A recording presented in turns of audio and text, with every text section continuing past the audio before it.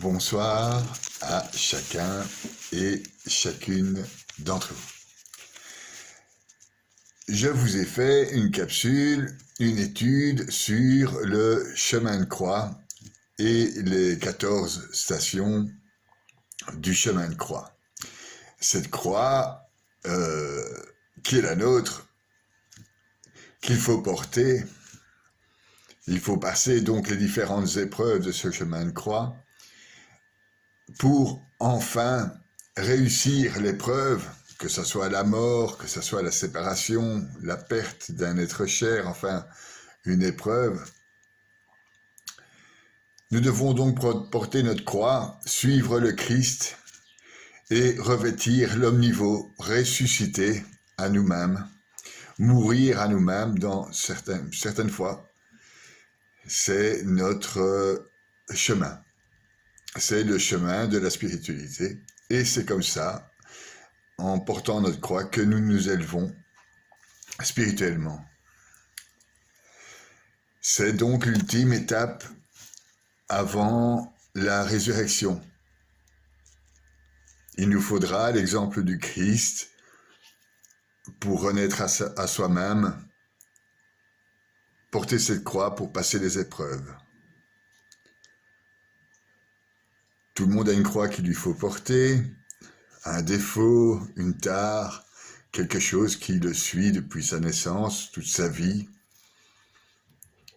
La soif de reconnaissance qui mène à la tyrannie, à la réalisation de ses rêves, par exemple, ou la jalousie qui mène à la séparation du couple, au meurtre du couple, mais qui mène aussi à l'emprise totale sur l'autre et qui permet de combler ses manques affectifs, financiers et même des fois sexuels.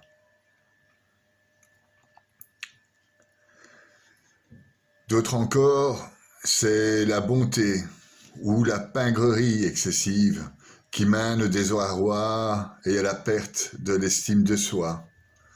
Dans un cas comme dans l'autre et dans tous les cas, ça mène à l'exclusion des cercles d'amis, à l'exclusion de ses amours, à l'exclusion de son métier, à l'exclusion de sa famille, etc. Il nous faut donc porter sa croix, et chacun sa croix. On ne peut pas porter la croix de l'autre, on peut l'aider comme Simon de Cyrène l'a fait, mais chacun sa croix. Elle peut nous sembler des fois trop lourde.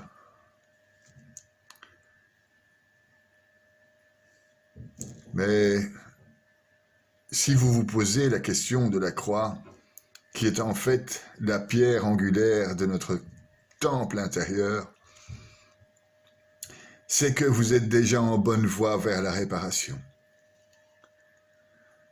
Peu de gens se posent cette question de la croix, des étapes qu'il faudra franchir, de la résurrection vers l'homme nouveau. C'est pour ça que Jésus, en portant cette croix, nous sauve. Il nous montre quel pouvoir est là d'enseignement. Il dit à Pierre, qui refuse la crucifixion annoncée par Jésus, « Si quelqu'un veut marcher à ma suite, qu'il renonce à lui-même et qu'il prenne sa croix et qu'il me suive. » Renoncer à soi-même, c'est renoncer à nos habitus, aux mauvaises habitudes prises, la fuite, la paresse, la luxure, la colère, etc. Les habitus que nous avons tous dans ce monde de créatures, dans cette société. La surconsommation.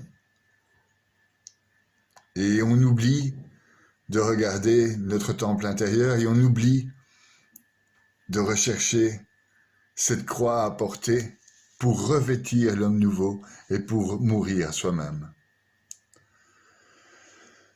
Je retournerai un peu le discours de Jésus dans ces dernières heures. En effet, avoir conscience de cette croix,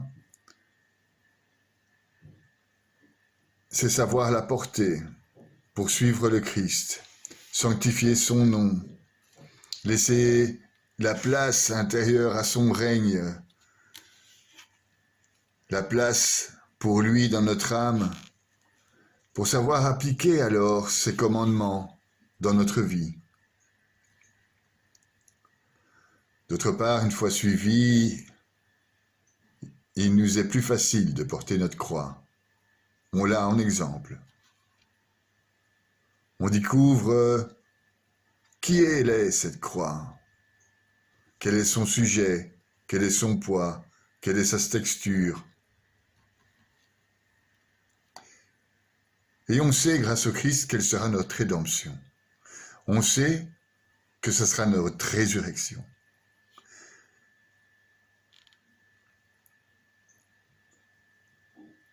Votre croix, je l'ai dit, est uniquement la vôtre.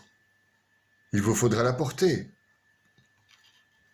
Comme elle fait partie intégrante de vous, personne ne peut la porter à votre place. Bien sûr, votre conjoint, votre patron, vos enfants peut-être même, peuvent vous aider à porter cette croix, par leur exemple. Lors de la remise en cause, de la recherche, du discernement, lors de l'oraison, lors d'une prière, lors d'une méditation, lors d'une demande à Dieu, à la messe du dimanche en faisant la vaisselle, que sais-je encore. Définir dans le nous, dans ce moi profond, où se situe cette croix, quel est son lieu exact, l'espace distinct qu'elle prend dans votre jardin intérieur, où elle est plantée, cette pierre angulaire. Cette croix, il vous faudra la porter jusqu'à la résurrection. Vous ne quitterez pas, vous n'y couperez pas.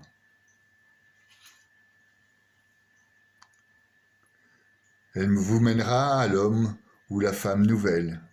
Vous aurez passé une des épreuves.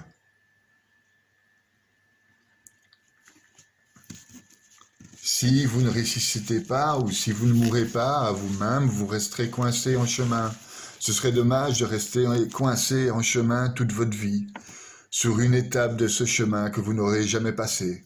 La mort, par exemple. La mort à vous-même. C'est ce qui est le plus dur à accepter, finalement, la mort à soi-même. Toi-même, comme un grain de moutarde à ton tour, aie le courage de perdre ta vie pour avoir confiance en la promesse d'un bel arbre. Ce grain qui doit mourir à lui-même, d'abord dans les ténèbres de la terre, enfoncé bien profond, craquer, souffrir, enfin éclore, traverser encore dans le noir, la tourbe, pour enfin devenir le plus beau des arbres qui peuplent votre jardin peuplé d'oiseaux. Jésus, le Fils, le Christ n'a pas connu la corruption et a ouvert un espace pour nous dans ce chemin qui nous conseille de suivre. Un espace dans le cœur de Dieu. Le chemin des croix, c'est aussi et surtout un chemin intérieur avant notre mort, évidemment, notre vraie mort physique. Le but étant de mourir à soi-même par nos habitus et de faire ce qui plaît à Dieu, avoir un esprit brisé. Psaume 51, 16. Ces dernières paroles, pendues sur cette croix, ces dernières paroles, ces 7 dernières paroles, dont les 4 premières sont les plus importantes pour nous, nous ouvrent la porte à notre propre résurrection intérieure. Il faut les intégrer, les comprendre, les prononcer réellement. Admettre que tout est fait de Dieu et vous en remettre entièrement et vous aurez appris par ce chemin l'humilité salvatrice. Mais avant, il faut partir au combat. Avant, il faut savoir souffrir, être humilié, chuter. Certains seront là pour vous soutenir, vos amis, vos parents. Comme Jésus a été soutenu par les femmes de Jérusalem, par Marie, par Véronique, par Simon de Cyrène, ils seront là. Mais il faudra dans tous les cas mourir. C'est là le message. Ce message est énorme. C'est pour le passage de l'homme nouveau. Ça va nous faire suer et on va souffrir. Mais c'est pour la bonne cause de la résurrection. Cette croix est notre diamant. Il nous faut la porter. Père, si tu le veux, éloigne de moi cette coupe. Cependant qu'il soit fait non pas ma volonté, mais la tienne. Alors le ciel lui apparut un ange qui le réconfortait. Entré en agonie, Jésus priait avec plus d'insistance, et sa sueur devient comme des gouttes de sang qui tombaient à terre. On va suer. Si on veut passer l'épreuve, on va suer. Notre Sauveur savait que notre salut était dans son sang et que, pressé par une ardeur immense de sauver nos âmes, il ne peut plus retenir ce sang de sueur qu'il contient en soi, notre vie, bien plus que la sienne. Il pousse donc au dehors par le seul effort de sa charité, de sorte qu'il semble que ce divin sang, avide de couler pour nous, sans attendre une violence étrangère, se déborde déjà lui-même, poussé par le seul effort de sa charité, nous dit Bossuet.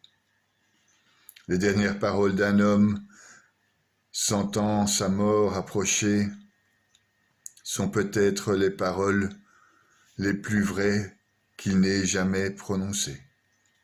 C'est pour cela que nous allons les étudier maintenant. Elles sont les clés du changement de cœur. La première parole, en Luc 23, 33, il nous faudra parcourir le Nouveau Testament. Lorsqu'ils fussent arrivés au lieu dit le crâne ou le calvaire, là, ils crucifièrent Jésus, avec 2 malfaiteurs, l'un à droite et l'autre à gauche. Jésus disait, « Père, pardonne-leur, ils ne savent pas ce qu'ils font. » Puis, ils partagèrent ses vêtements et ils le tirèrent au sort.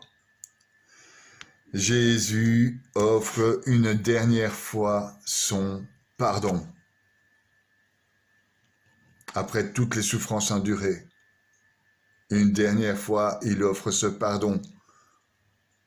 Comme il nous l'a appris dans la prière du Notre Père, pardonne-leur comme nous pardonnons aussi. Remets-nous nos dettes comme nous-mêmes nous remettons les dettes à nos débiteurs. Sur ces bourreaux juifs, ces bourreaux romains ont de grands torts. Il est là tout seul à pendre sur cette croix. Mais a-t-il reçu alors une réponse à cette prière? Oui, immédiatement. On voit la conversion du bon larron à côté de lui. On voit aussi celle du centurion immédiatement, qui reconnaît alors dans cette épreuve que Jésus est le Fils de Dieu. Il faut savoir pardonner sincèrement les instigateurs de l'épreuve. Sincèrement, l'instigateur de l'épreuve du Christ, au bout de ce chemin de croix pour la résurrection de l'homme nouveau. Je cite encore Bossuet, vous l'avez vu accablé par ses amis, par ses ennemis, par ceux qui, étant en autorité, devaient protection à son innocence, par l'inconstance des uns, par la cruelle fermeté des autres, par la malice consommée et par la vertu imparfaite. Il n'oppose rien à toutes ces insultes, qu'un pardon universel qu'il accorde à tous, et qu'il demande pour tous, Père, pardonne-leur, ils ne savent pas ce qu'ils font. Non content de pardonner ses ennemis, sa divine bonté excuse et plaint leur ignorance, plus qu'elle blâme leur malice. Et ne pouvant excuser la malice elle-même, elle donne tout son sang pour l'expier. À la vue d'un tel excès de miséricorde, y aura-t-il quelques âmes assez dures pour ne vouloir pas excuser tout ce que nous a fait souffrir par les faiblesses, pour ne vouloir pardonner tout ce qui nous a fait souffrir par malice? Ah, pardon mes frères, pardon, grâce, miséricorde, indulgence en ce jour de rémission. Et que personne ne laisse passer ce jour sans avoir donné à Jésus quelques injures insignes, et pardonner pour l'amour de lui quelques offenses capitales. De mon côté, j'ai une petite réflexion. Le cri de Dieu pour leur conversion. Pardonne-leur, ils ne savent pas ce qu'ils font. C'est un peu comme quand Dieu cherche Adam dans le jardin d'Éden. Adam, où es-tu? Où es-tu? La conversion d'Adam, quelque part. Où es-tu? Ce pardon est une demande ultime de la conversion des pécheurs. La seconde parole, trouvée en Luc 41-43, et puis, c'est juste, après ce que nous avons fait, nous savons ce que nous méritons, mais lui, il n'a rien fait de mal, dit le larron, et il disait, Jésus, souviens-toi de moi quand tu viendras dans ton royaume. Jésus lui déclara, Amen, je te le dis, aujourd'hui, avec moi tu seras au paradis. Il blanchit dès lors le larron et souligne encore à ce moment l'existence du paradis.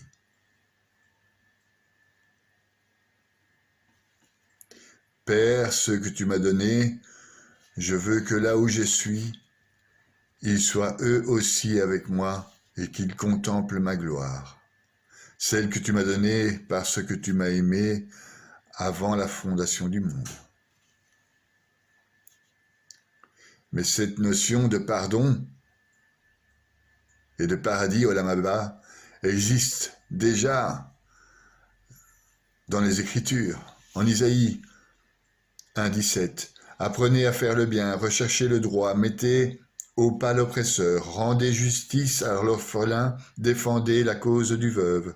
Venez et discutons, dit le Seigneur. Si vos péchés sont comme l'écarlate, ils deviendront aussi blancs que neige.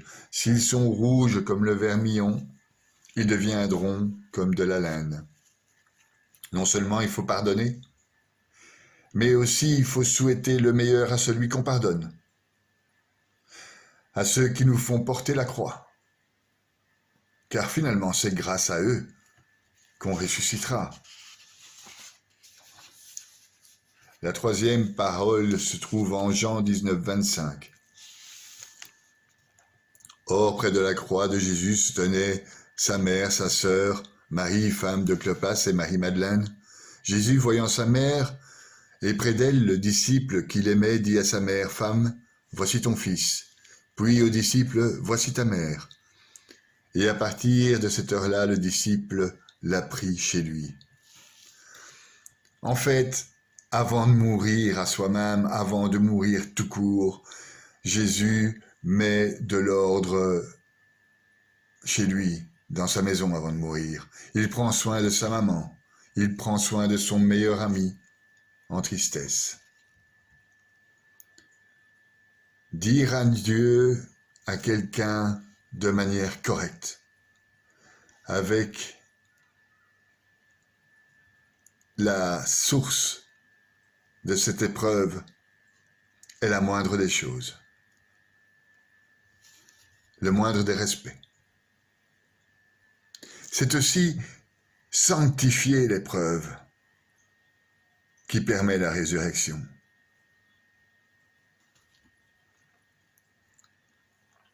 La quatrième parole maintenant, celle qui finit dans l'évangile de Marc et qui arrive à la mort de Jésus, la parole sûrement la plus importante qu'il ait dite, à partir de la 6e heure, c'est-à-dire à midi, l'obscurité se fit sur toute la terre jusqu'à la 9e heure. Vers la 9e heure, Jésus s'écria d'une voix forte, « Eli, Eli, lama sabachthani » ce qui veut dire, « Mon Dieu, pourquoi m'as-tu abandonné » C'est la première fois que Jésus appelle son Père « Mon Dieu ». Il se fait homme, il regarde son Dieu. De 9h à midi, il est crucifié sous un soleil brûlant. Ils le crucifièrent, il partageait ses vêtements en tirant au sort pour savoir la part de chacun. C'était la 3e heure, c'est-à-dire 9h du matin, lorsqu'on le crucifia. L'inscription indiquant le motif de sa condamnation portait ces mots, « Le roi des Juifs ». À midi, donc 4 heures plus tard presque, une obscurité sur toute la terre, la désespérance du Christ. Il attend un miracle qui va le sauver de la mort. L'obscurité se fit sur toute la terre. La 9e heure, c'est-à-dire 3 heures de l'après-midi, 3 heures plus tard, il dit « Eli, Eli, lama sabachthani » Pourquoi m'as-tu abandonné? L'abandon de l'homme, la séparation de l'homme. Il est devenu à ce moment péché pour nous. Ésaïe 53, dans toute la souffrance du Christ, dans toutes les souffrances,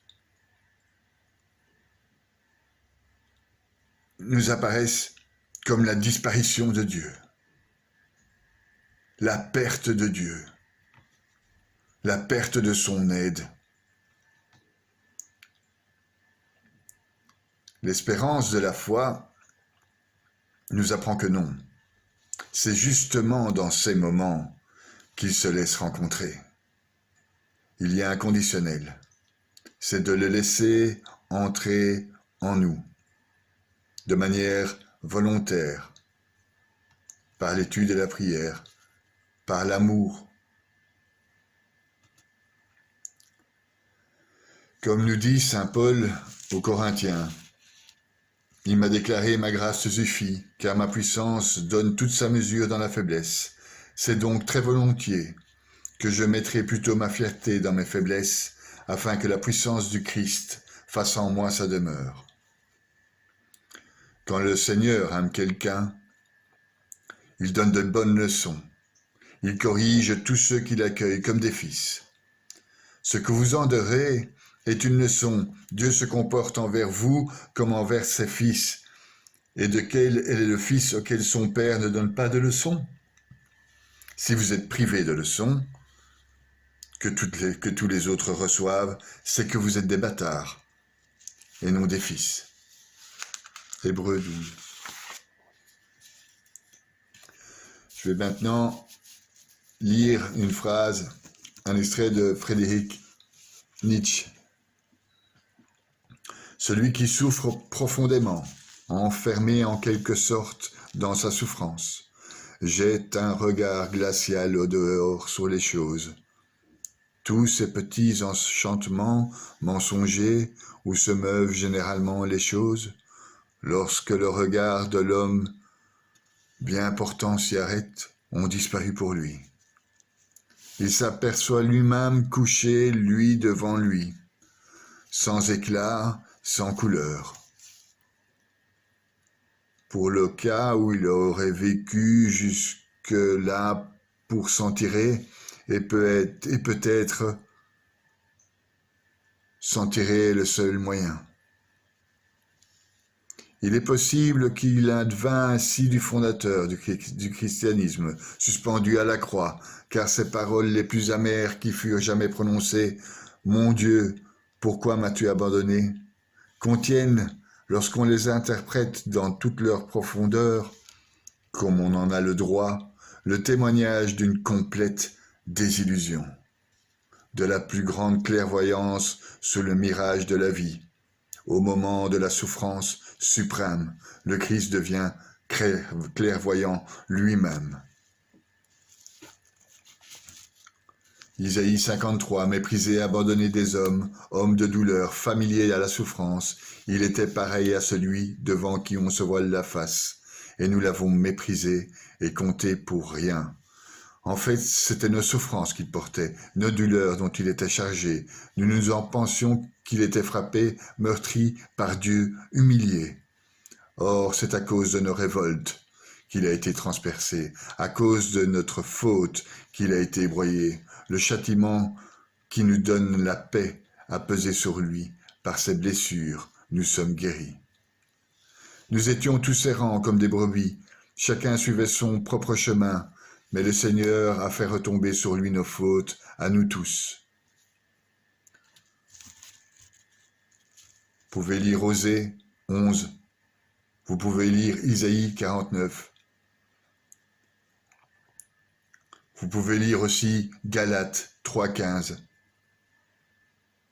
Le Père ne voyait plus son Fils, mais il est pour lui devenu le péché du monde, et pendant 3 heures, il a dû détourner de lui ses yeux. Ça, c'est en Habacuc 1,13. Je vais vous noter tout ce que vous pouvez lire si vous avez décidé d'ouvrir la Bible et pour aller plus loin dans votre recherche, dans vos études, dans votre raisonnement vers la résurrection d'un homme ou d'une femme nouvelle. Car ces paroles sont la clé finale de la résurrection.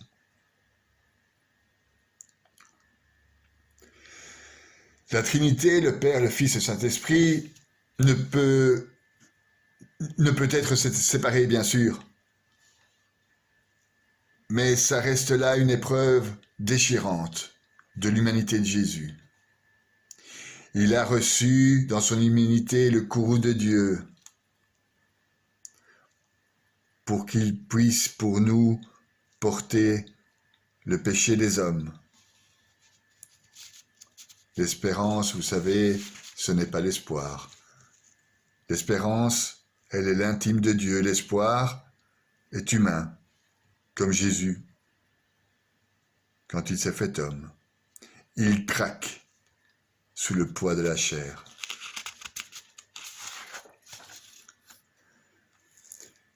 Goethe nous dit, n'est-ce pas la destinée de l'homme de supporter sa mesure de souffrance et de boire sa coupe tout entière?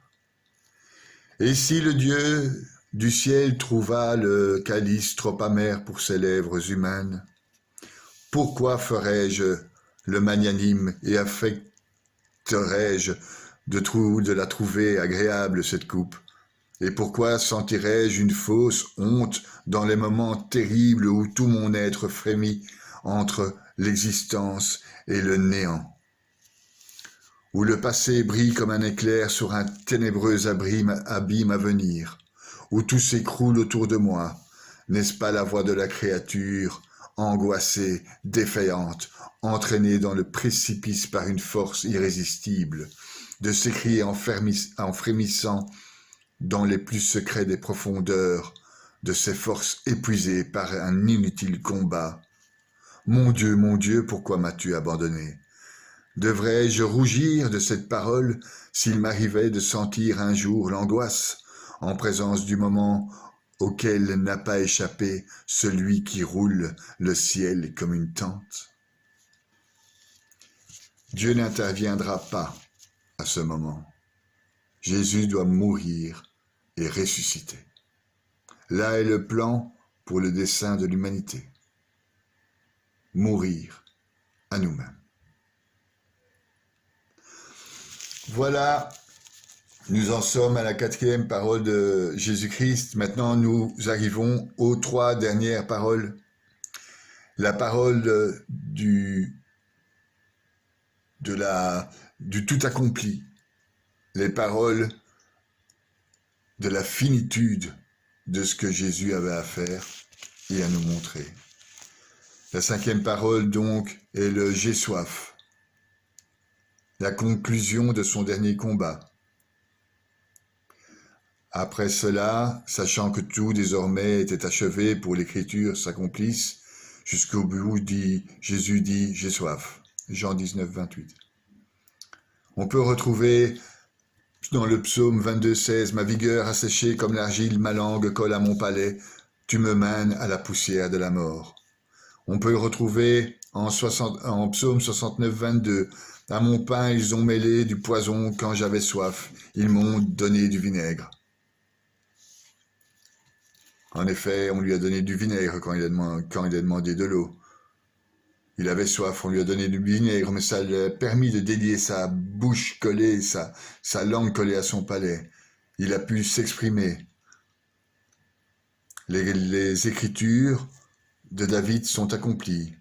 Lorsque la bouche est sèche et que la langue est collée au palais, un peu d'eau, même un peu de liquide, n'importe quoi, lui permet de parler. Il avait encore quelque chose à dire avant de mourir. Il a pu prononcer donc sa 6e et sa 7e parole. Mais cette soif n'est pas seulement la soif pour prononcer des paroles, ces dernières paroles, mais c'est aussi la soif de la Samaritaine. Jésus lui répondit, « Quiconque boit de cette eau aura de nouveau soif. Mais celui qui boira de l'eau que moi je lui donnerai n'aura plus jamais soif. Et l'eau que je lui donnerai deviendra pour lui une source d'eau jaillissante pour une vie éternelle. » La femme lui dit, « Seigneur, donne-moi de cette eau, que je n'ai plus soif et que je n'ai plus à venir ici pour y puiser. »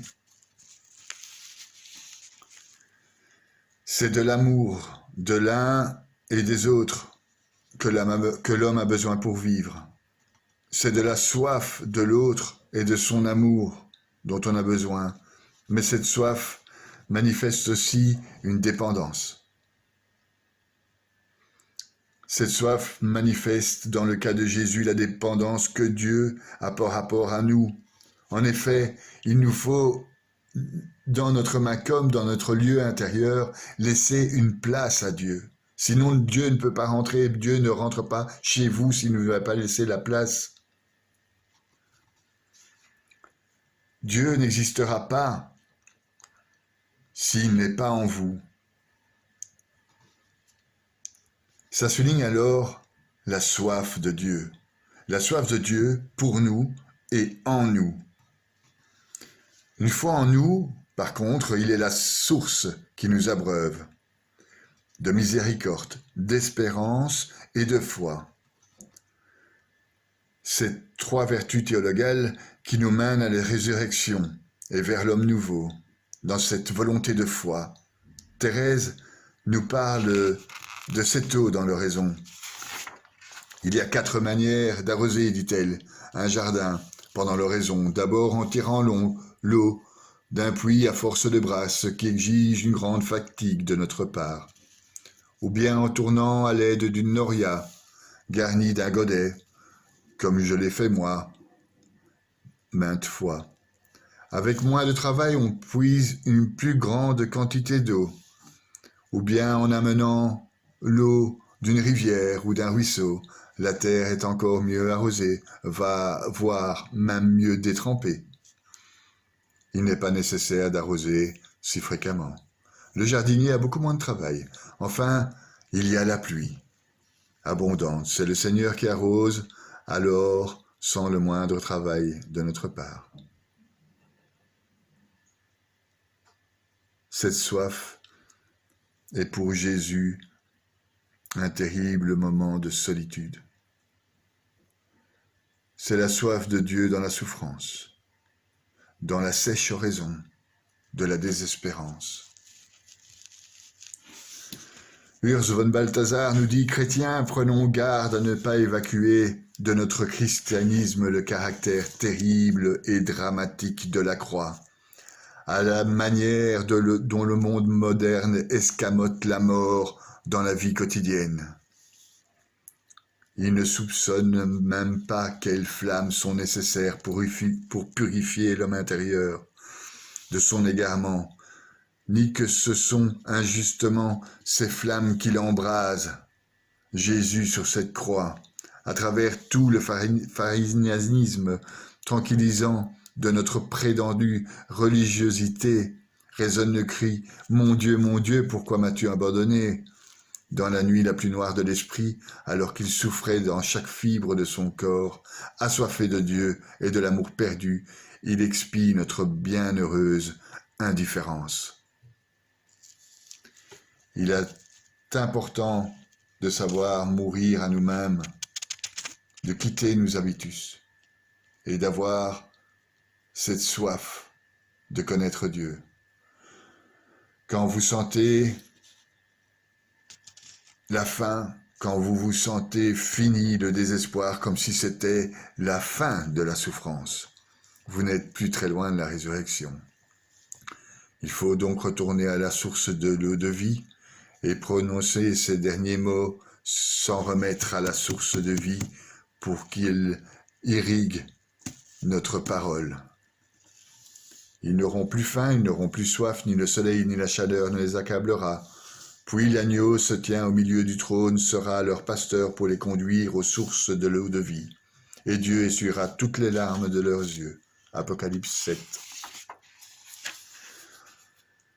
Il enchaîna à la deuxième parole, la sixième parole. En Jean 19, 30, on peut la retrouver. Quand il prit le vinaigre, Jésus dit « Tout est accompli ». Puis il inclina la tête et remit l'esprit.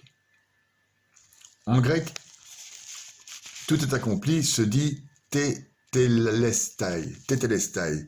C'est une forme conjuguée du verbe signifiant achever, tout est fini.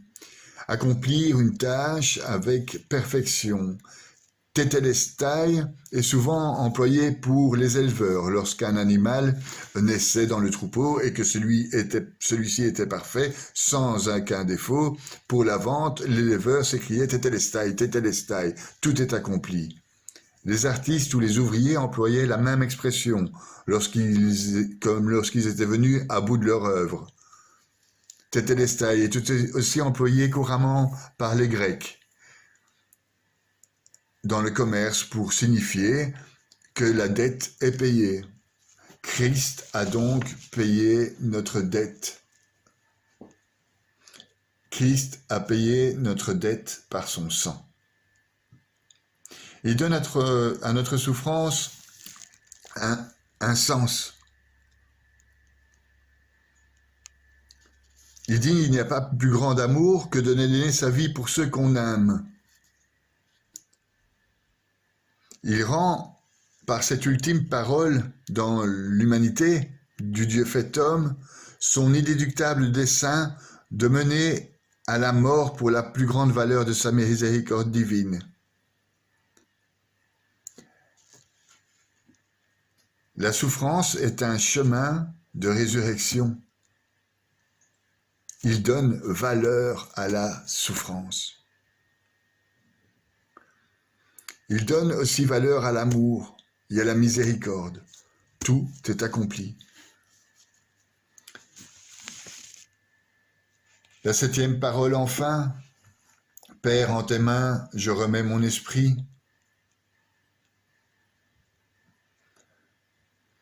Le soleil s'était caché, le rideau du sanctuaire se déchira par le milieu. Alors Jésus poussa un grand cri, « Père, en tes mains, je remets mon esprit. » Après avoir dit tout cela, il expira. Luc 23, 44. Père, Dieu, entre tes mains, je remets mon esprit. Me fait penser au baptême de Jésus. Lorsque Jean-Baptiste baptisa Jésus dans le Jourdain, il trempa la tête de Jésus dans l'eau entièrement. Quand Jésus se soulevait, là aussi les cieux se déchirèrent, et l'Esprit Saint apparaît, et la voix de Dieu se fit entendre. Il remit l'Esprit, et aussitôt en remettant de l'eau, il vit les cieux se déchirer et l'Esprit descendre sur lui comme une colombe. Il eut une voix venant des cieux, « Tu es mon Fils bien-aimé, en toi je trouve ma joie. » Aussitôt, l'Esprit pousse Jésus au désert. Il y a une réelle déchirure quand nous nous remettons entièrement et toute notre existence à Dieu. Cette déchirure ou ouverture dans les cieux qui nous demande de mourir à nous-mêmes, de changer de notre cœur de pierre en cœur de chair, de revêtir l'homme nouveau par cette résurrection.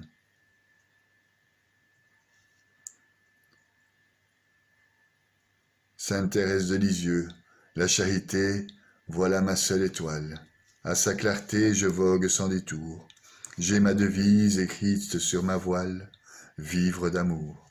Vivre d'amour lorsque Jésus sommeille, c'est le repos sous les flots. Orageux, oh, ne crains pas, Seigneur, que je t'éveille.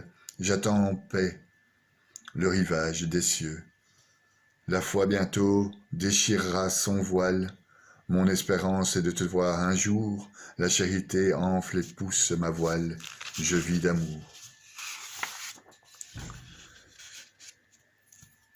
Une mort, somme toute, volontaire et paisible, dans un vœu d'obéissance.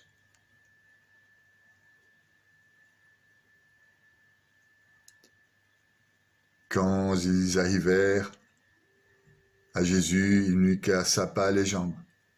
Il était déjà mort. Psaume 33. Il est proche du cœur brisé, il sauve l'esprit abattu. Malheur sur malheur pour les justes, mais le Seigneur chaque fois le délivre. Il veille sur chacun de ses os. Pas un ne sera brisé. Ces dernières paroles et les dernières paroles que dit un homme, c'est les paroles les plus précieuses, celles qu'il faut retenir. Le Seigneur a dit, Jean 12, « Si le grain de froment tombé en terre ne meurt pas, il reste seul, mais si il meurt, il porte beaucoup de fruits. » Saint Augustin nous explique, c'est lui-même qui désignait comme le grain, donc il n'avait pas subi la mort, il n'aurait pas pu produire le fruit de notre libération. Ô mon peuple, que je te fais, en quoi je t'ai contristé, réponds-moi. T'ai-je fait sortir du pays d'Égypte, t'ai-je fait entrer en terre promise pour qu'à ton sauveur tu fasses une croix? T'ai-je guidé 40 ans dans le désert et nourri de la manne pour que ton sauveur tu fasses une croix? Moi je t'ai planté ma plus belle vigne, et tu n'as eu pour moi que ton amertume et du vinaigre pour ma soif. J'ai ouvert devant toi les eaux de la mer, toi, de ta lance, tu m'as ouvert le cœur, et je t'ai arraché des abîmes des eaux, et tu m'as plongé dans l'abîme de la mort. Moi, aux eaux vives du rocher, je t'ai fait boire le salut. Toi, tu me fis boire du fiel, tu m'abreuves de vinaigre. Pour toi, j'ai frappé l'Égypte et sa puissance, j'ai fait de toi mon peuple, un peuple de rois, et toi, tu m'as couronné la tête d'une couronne d'épines. Moi, je t'ai exalté par ma toute-puissance. Toi, tu m'as rendu le gibet de la croix. Ô peuple, que t'ai-je fait? En quoi t'ai-je constricté? Réponds-moi. Qu'est-ce que je peux faire de plus pour te dire à quel point je t'aime?